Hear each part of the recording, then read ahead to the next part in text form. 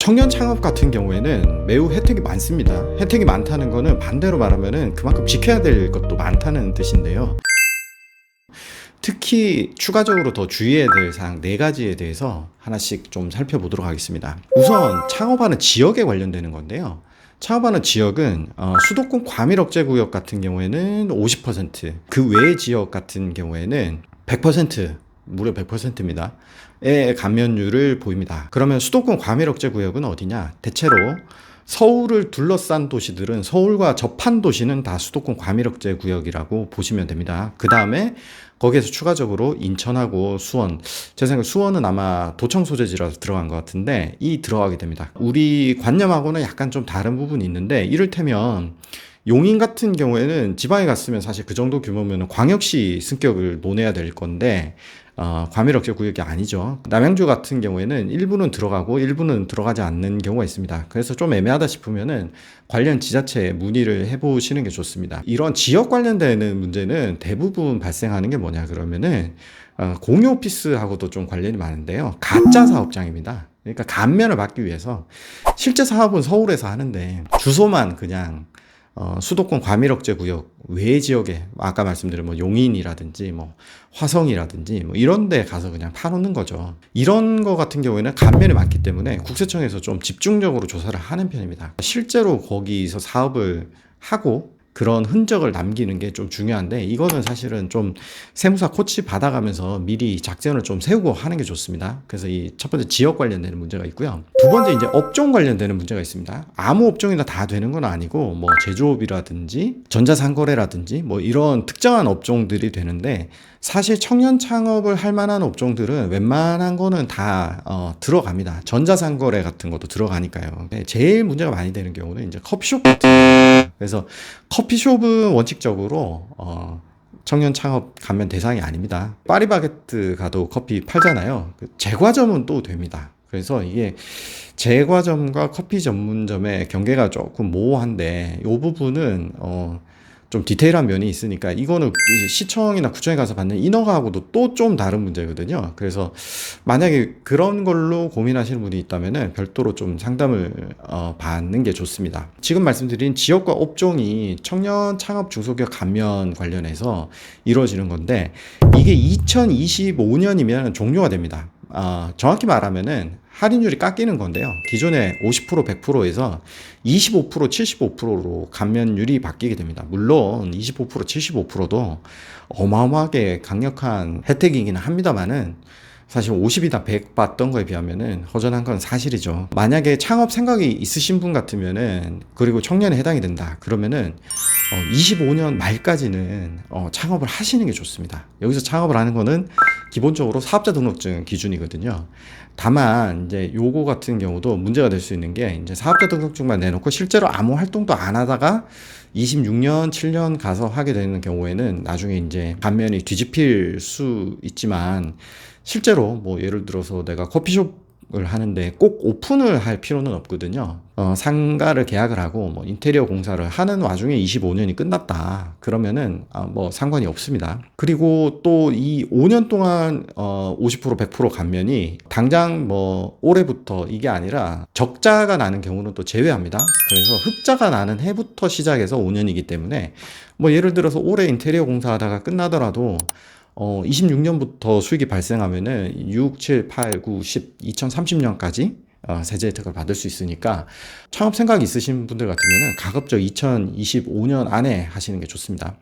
그리고 아까 청년 창업 관련해서 이제 4가지라 말씀드렸는데, 지역과 업종, 그 다음에 이제 세 번째는 개인으로 할 건가 법인으로 할 건가입니다.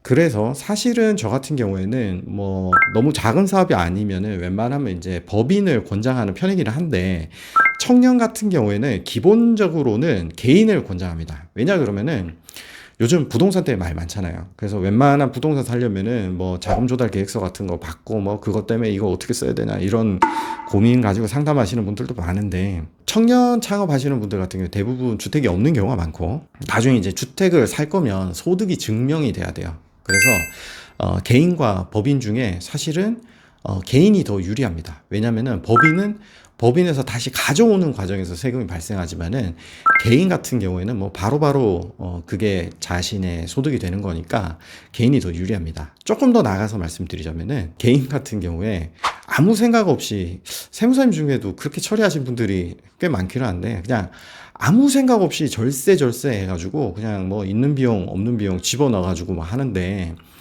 어차피 그 청년 창업 중소기업 감면 대상 특히 100% 같은 경우에는 사실상 의료보험료밖에는 안 낸다고 봐도 무방하거든요. 그래서 그런 분들 같은 경우에는 괜히 쓸데없이 차 같은 거 집어넣어가지고 비용 줄이고 하는 거 하지 말고 비용을 가급적 좀 보수적으로 해서 의료보험료 조금 더 내면 어떻습니까? 그게 자신의 소득 출처를 밝혀놓는 게 뒤에 가서 훨씬 이득입니다. 또 차 같은 거 팔 때 부가가치 나오니까 그게 오히려 더 손해인 경우도 많고요. 다만 이제 이거는 일반적인 경우에 제가 말씀드린 거고 청년 창업 중에 또 상당 부분을 차지하는 게 벤처기업들이잖아요. VC라든지 뭐 정책 자금을 받는다든지 이런 거를 하시는 분들이 많은데 그 경우에는 당연히 주식회사 형태로 해야 되겠죠. 그래서 뭐 그런 것까지 포괄해서 말씀드리는 건 아니고 각자 상황에 맞는 거를 하는데 기본적으로는 다른 경우보다는 청년 창업 중소기업 특히 100%짜리는 개인 사업자가 더 유리한 경우가 많다. 이렇게 말씀드릴 수 있고요. 마지막 네 번째는 창업 자금의 출처입니다. 중년이나 뭐 노년은 잘 없겠습니다만 하여튼 나이가 좀 있어가지고 창업을 하는 경우에는 본인이 그래도 어느 정도 모아놓은 재산도 있지만 청년 창업 같은 경우에는 본인이 사실상 모아놓은 재산이 많은 경우는 흔하지 않죠. 그래서 대부분 이제 두 가지 중에 하나라고 보면 될 텐데 하나는 이제 외부에서 투자나 정책 자금 같은 거를 받는 거 소위 말하는 이제 벤처기업 스타트업 같은 게 대표적이겠죠. 뭐 이런 데 같은 경우에는 그 각 기관의 성격에 맞게 정책 자금이나 내지는 벤처 캐피탈 투자를 잘 유치할 수 있도록 노력하시면 되는 거고요. 뭐이 부분에서는 돈을 받는 게 문제지 뭐 소스에 대해서는 신경을 쓰지 않으셔도 됩니다만은 숫자로 보면 더 많은 거는 부모님한테 도움을 받는 경우일 겁니다. 부모님한테 이제 도움을 받으면은 항상 이제 증여세 문제가 따라오게 되는 게 있죠. 증여세 문제 같은 경우에는 이제 크게 봐서 이제 두 가지로 해결할 수 있다고 보는데 부모님한테 진짜로 빌리는 경우. 그러니까 내가 사업이 잘 되면 부모님한테 갚을 생각이 있고 설령 내가 사업이 잘 안 되더라도 어디 취직해서 월급 받아서 부모님한테 갚을 생각이 있다. 진짜 빌리는 경우에는 부모님이 빌려주시는 거는 한 2억까지는 무이자로 빌려도 됩니다. 다만 요거는 증거를 남겨야지 뒤에 말이 없기 때문에 2억 원을 빌릴 때 꼭 차용증 쓰시고요. 차용증 쓰신 다음에 뭐 이자는 무이자로 해도 됩니다. 예. 차용증 쓰신 다음에 그거 확정일자로 꼭 받아두시기를 추천드립니다. 여기서 이제 확정일자로 그러니까 자꾸 전세 계약서를 가지고 이제 동사무소 가서 확정일자 받는 거를 말씀하시는데 그게 일반적으로 알려져서 그렇지 사실 확정일자는 공증사무소, 법원 앞에 이런 데 가면 많이 있거든요. 거기서 1,000원 주시고 확인 받으시면 됩니다. 이게 그냥 날짜 조작하는 거 막기 위해서 받는 거라서 그거 받아두시면은 굉장히 안전합니다. 그리고 그 다음은 진짜로 이제 증여를 하는 경우가 있잖아요. 그러면 이제 증여세율을 보면 증여세율이 상당합니다. 다만 이런 창업자금 증여 같은 경우에는 나라에서 5억 원까지 면제를 해줍니다. 증여세를. 부모님이 자녀분들한테 꼭 부동산을 물려주는 거 말고 진짜 자녀분이 좀 사업에 생각이 있고 그러면은 창업 자금을 증여하는 것도 굉장히 좋은 절세 방법입니다. 일단 5억까지는 증여세가 없고요. 50억까지는 10%밖에 안 받습니다. 그래서 진짜 자녀가 이제 사업을 해서 좀 성공하기를 원한다 그러면은 진지하게 생각해 보시는 거를 추천드리고 다만 이 경우에는 그냥 딱 듣기에도 뭔가 혜택이 세잖아요. 그래서 아무나 해주는 건 아니고 업종 제한도 있고 뭐 상식적인 이야기지만 뭐 부모님한테 창업자금 물려받아가지고 저는 부동산 임대업 하겠어요. 그리고 부동산 산다. 뭐 그런 거를 뭐 세제 혜택을 줄 리는 없잖아요. 그래서 업종 제한도 있고 다른 뭐 자금 사용에 대한 제약도 있기 때문에 요거는 처음에 신고부터 사후 관리까지 굉장히 좀 신경 써서 해야 되기 때문에 이런 거를 계획하시는 분들은 애시당초 처음부터 세무사랑 상담을 해서 작전을 잘 짜서 그 로드맵대로 가시는 거를 추천드립니다. 어느 나라나 고여있는 물로는 돌아갈 수가 없죠. 많은 청년들이 창업을 해야 이 경제도 활성화되고 국가 경제도 그렇고 또 뭐 사회 전체적인 분위기도 좋아지기 때문에 꼭 우리나라뿐만이 아니라 청년들이 창업하는 거는 뭐 어느 나라라도 다 권장하는 거고 우리나라 역시 다르지 않습니다. 다만 권리에는 의무가 따르고 혜택이 많은 만큼 구설적으로 오히려 더 신경 써야 될 부분이 많으니까 좀 더 체계적으로 관리하셔서 많은 혜택 누리시고 성공적인 창업 되시기를 기원합니다. 감사합니다.